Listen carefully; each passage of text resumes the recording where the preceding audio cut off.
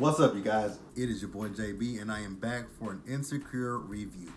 So you guys, this is season 4, episode number 4, and it's titled "Lowkey Losing It." And big congratulations to the cast and crew of Insecure. They have been renewed for a season 5 at HBO. So congratulations are in order for you guys. So let's go ahead and just jump to this episode review, you guys. Alright, so Issa, she's on her laptop and she's putting together, I guess, like her Facebook page for the block party.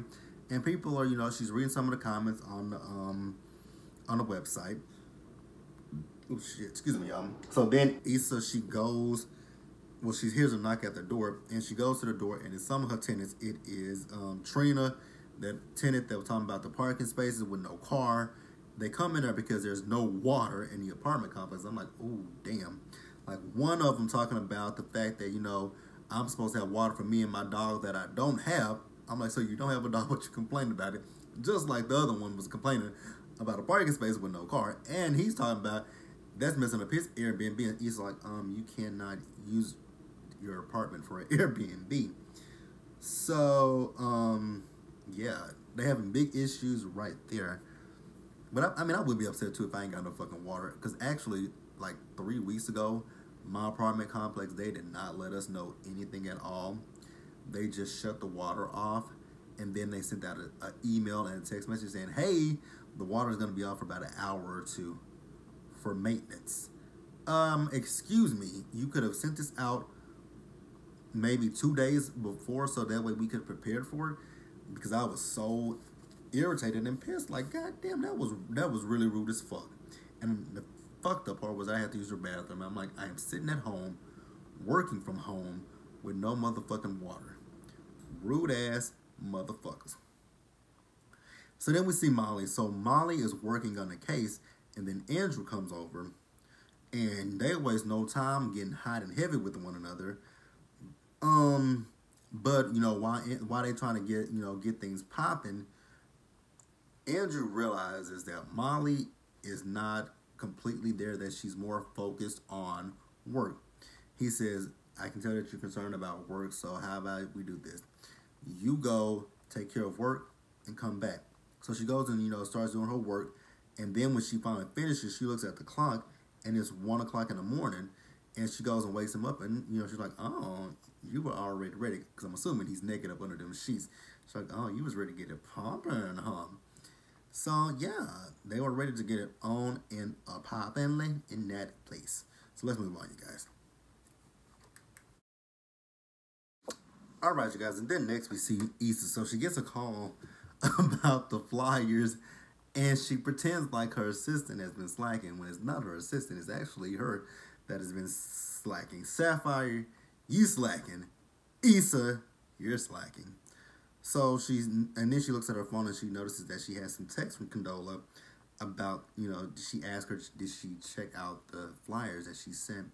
So then she calls Condola back and, she leaves this very weird voicemail. I'm like, why are we talking about D in this voicemail to Condola? And then she also texts Condola telling Condola that I called. So then we see Molly. So Molly is with some co-workers, and they're going over the case, and then there's another guy that comes in there, and Molly called him something, and he said he goes by Bennett now, I think, or something like that. And they just make some jokes about him. They were like, he only goes for the white girls, and they were like, no, And then Molly starts naming off things. He went to Princeton. He plays guitar. They say he eats salad, such and such. So they were like, yep. We done lost that brother to the to Becky, not Ashley, Becky's and Karen's. Speaking of Karen's, let's talk about this real quick because I saw this on the Shade Room. I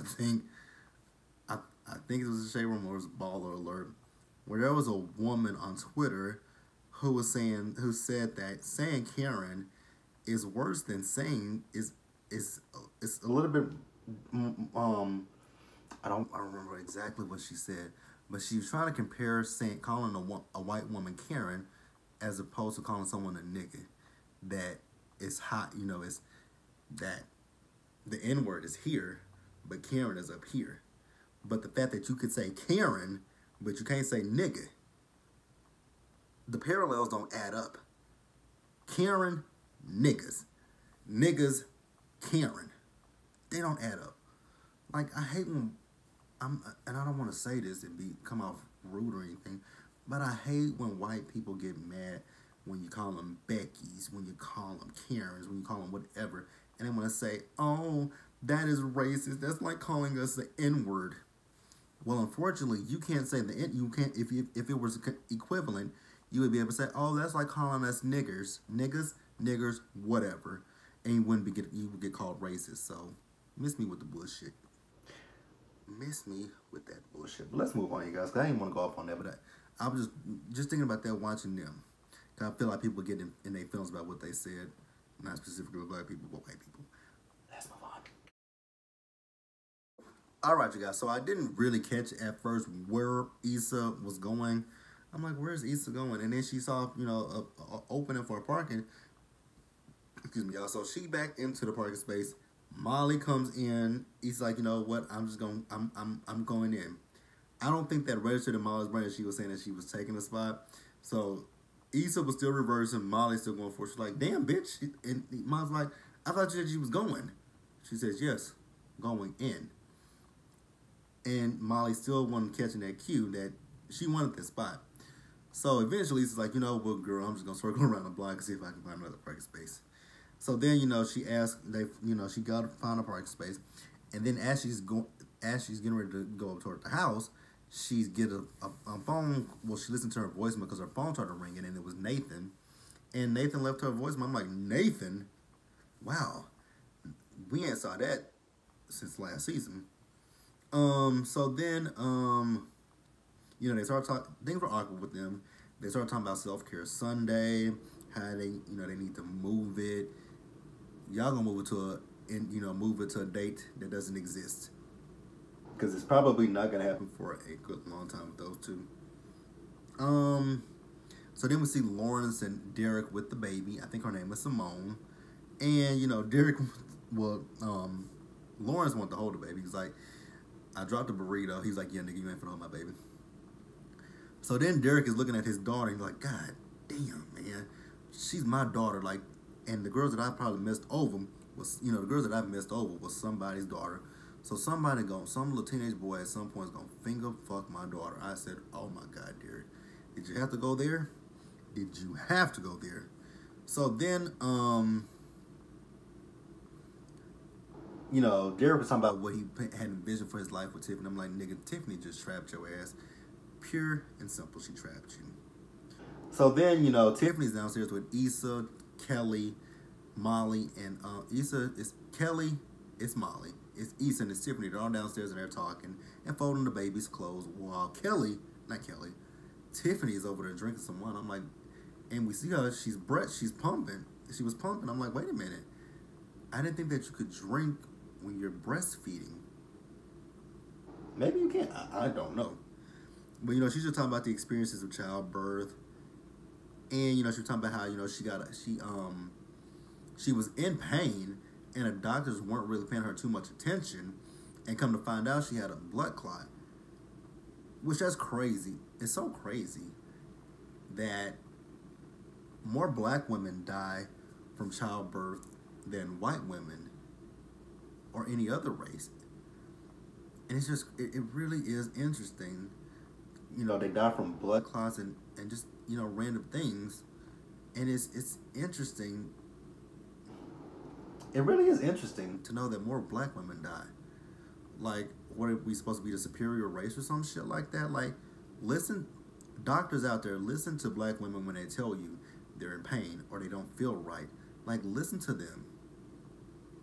I think that's crazy as hell. So then,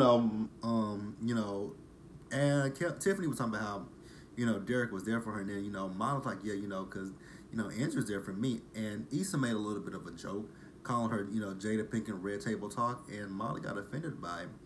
And Issa was like, girl, I was just joking. It wasn't that deep. So then, Derek calls for Tiffany to come upstairs. So she goes upstairs, and it leaves Kelly and Issa in the room with each other. Kelly wants to try the breast milk. Issa's like, girl, if you want to try the breast milk, try the breast milk. So then she asks, Issa asks Kelly, has Tiffany, I mean not Tiffany, but has Molly said anything to you? She's like, girl, you fucked Andrew, didn't you? She says, no. She's like, you're not even in the same ballpark. She's like, I'm in the stadium, though. She's like, nope, you're not in the stadium. She's like, well, how did I get in here? She said, you scalped the tickets. And then Issa says she feels like when it comes down to Molly, Molly thinks of her as the messiest bitch. And Kelly just tells her, like, well, if you feel that way, have a conversation with it. I'm like, exactly. But I think at this point, things have gotten so, I think at this point, things have gotten so messy, so to speak, with Issa. I ain't gonna say messy. I think things have gotten so awkward with those two. It feels like when they're around each other, it feels as if one is bringing down the other. So I think that's what it is, that they don't feel comfortable having conversations with each other about what's going on in each other's lives, because they feel that the other is going to judge them. So yeah, I mean, that's what it's starting to come off as. So then Molly is upstairs with Tiffany, and she notices that Issa and Lawrence are together. And then Andrew also texts her about going to a movie. She says rain check because she's still with the baby and she has some work to do. Now Molly is talking to Tiffany, and she asked her if Issa said anything to her, because she was talking about Andrew, and Tiffany was like, well, if he makes you happy, then that's all that really matters, which it is. But she feels like so Molly feels that Issa thinks that she doesn't want to be happy. And I mean, but I have to agree with it. Might be true. Well, actually, let's go back to the first episode, because in the first episode, the way that that Molly was complaining, it did seem like Molly did not want to be happy. So yes, it did seem that way. But from then forward, I mean, we can definitely see that you and Andrew are happy with each other. So what's the big deal? And then she starts judging Issa about having a conversation with Lawrence. I mean, you guys are in a friend circle, so is she supposed to ignore him for the rest of her life? Like, y'all all have the same friends in common. So what is she supposed to do? Act like he got the plague? Act like he got the the measles, the mumps, something like that? Like, what is he supposed to do, Molly? What are they supposed to do? So I'm not here for Molly judging them. That I'm not here for. So then, Issa and Lawrence are talking to each other. And, they talk about who the baby looks like. They say the baby looks like Kelly. And, Issa gets a phone call. And, she takes the phone call. And she finds out that her headliner dropped out. And Lawrence actually wants to talk to her because they were talking about Condola. And then when she goes back to him, she's like, what do you want to talk about? He's like, we can table that for another time. I'm like, uh-oh. This might not be that good. It might be a good talk. Who knows? So then Issa goes back in and tells Kelly and Tiffany and Molly that she got to go. Something came up. And, Molly notices that, she's looking outside and she notices that, Lawrence was leaving as well. She's like, I bet. I'm just like, really, Molly? Just straight out ask. So you leaving because of Lawrence? You leaving with Lawrence? Like, now that kind of got on my nerves a little bit. But let's move on, you guys. All right, you guys. So shit, Issa and Mirror Girl fell out with each other. Mirror Girl got a fucking attitude. She's talking about she got shit going on in her life, and she jumped at Issa. Issa like, okay. So Issa, I died laughing at this scene.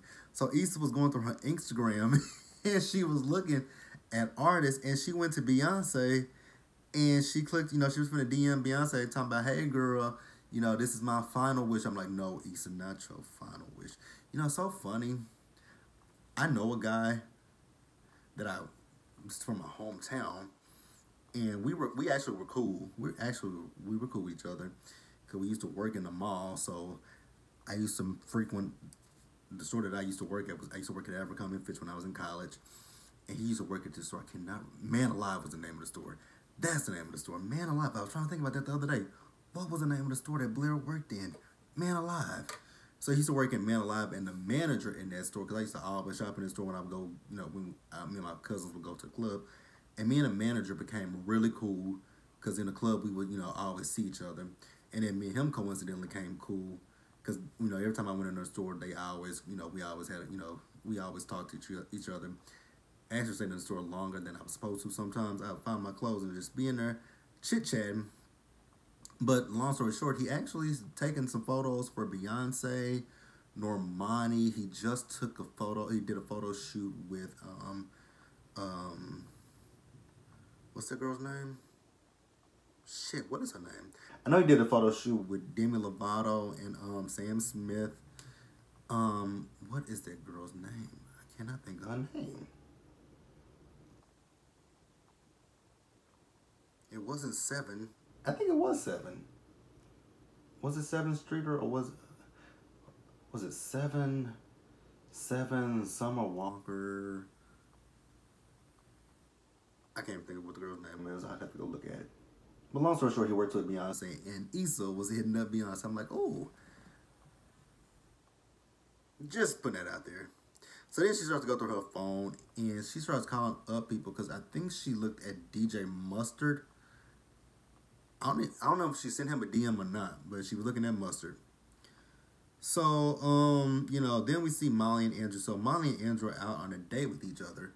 So Molly's talking about, she want to go home with Andrew, get it on and popping. And Andrew's like, well, I actually had plans. I was going to go, over to my boy's place and play poker. She was like, but I'm trying to make time for you tonight. He's like, well, how was I supposed to know? And see, that is a big problem. So you constantly telling this dude that, you have to work, which ain't nothing wrong with that. I'm all about, doing your job, being career and goal oriented. But you expect for him to just be like, oh, I don't know when she's gonna do this and that, and I just gotta plan around her. It's kind of fucked up, Molly. He's like, well, let me cancel it. She's like, no, it's a done deal at this point. It's over. So then we see that, Issa, she called Molly about her headliner dropping out. And then she wants to know if she will, contact Andrew, because the person that she's looking at, I think they are at Live Nation, and Andrew's somewhere close to Live Nation. So I don't know if Andrew works for Live Nation or what, but she wants to see if Andrew will reach out to her. Molly thought that she was calling to just have a conversation with her, but she wasn't. And then Molly started asking her, well, did you have a contract? She said, yes, she had a contract. And then she asked her about payments and stuff like that. And Issa really 100% didn't want to talk about that. But I mean, I don't know how I feel about that situation. I really, truly don't know how I feel about that situation. That's a difficult one. Tell me how y'all feel about that. Would y'all be okay? Well, actually, I wouldn't be okay with that. If me and my friend are not on, on the same page with each other at the time, and then you call me because the person that I'm dating could possibly have connections to someone that you want for your show or whatever, I would feel some type of way. I'd be like, damn, you didn't even call me to say how you doing, you alive, like nothing like that. You just want a favor. So yeah, I do think that was kind of fucked up. Now that I look at it, it was fucked up. But let's move on, you guys. All right, you guys, and now let's wrap this episode up. It was a good episode. So Molly, she goes over to Andrew's place and she apologizes to Andrew. And Andrew explains it to her what the issue is the fact that he's not saying that there's anything wrong with her working, because he works as well and he gets busy with work. But what it comes down to is their schedules. They have to find a way to fit each other into each other's schedule in order to make the situation work, which I definitely agree with that. You can't be in a relationship with someone and have fucked up, you can't be in a relationship with someone and not schedule time for them. It's okay to work on your goals and your career aspirations, but at some point you still have to find a way to make your relationship work. So I definitely agree with that. So, Molly calls Issa. She tells Issa that, so Issa's like, you talked to Andrew? She was like, no, I didn't talk to him and I'm not going to talk to him. Molly tells her that at this point, she wants to protect her relationship. So she's not going to ask him. And I can honestly understand that. When I was watching the episode, I thought it was fucked up. But I can honestly understand it at this point, just looking back at it, because number one, like I just said, Issa and Molly are not in that best friend space right about now. If they were in that best friend space, then yes, I would have said that was kind of fucked up to be like, damn, that's your best friend, and you're not gonna help her out. But the fact that Molly and Issa are in limbo in their relationship and their friendship, I understood Molly completely, 100%. So I'm not as mad at Molly as I was when I was watching the episode. Let me know what you guys think about that. And then Issa, her shower mirror girl wanted to talk to her. She was like, man, I just want to take a shower. And Issa, when she turned on that water and it was brown, I damn near threw up because that was nasty as fuck. But you guys, that was Insecure. So be sure to like this video, leave your comments, subscribe to the channel, hit that bell notification button so you guys know when I drop anything else. Share this video, and until the next one, you guys, please stay safe, take care of yourselves, and I will see you guys in the next one, which is going to be tomorrow for Love and Hip Hop Atlanta. So until then, you guys, peace out. Ah, you motherfucker.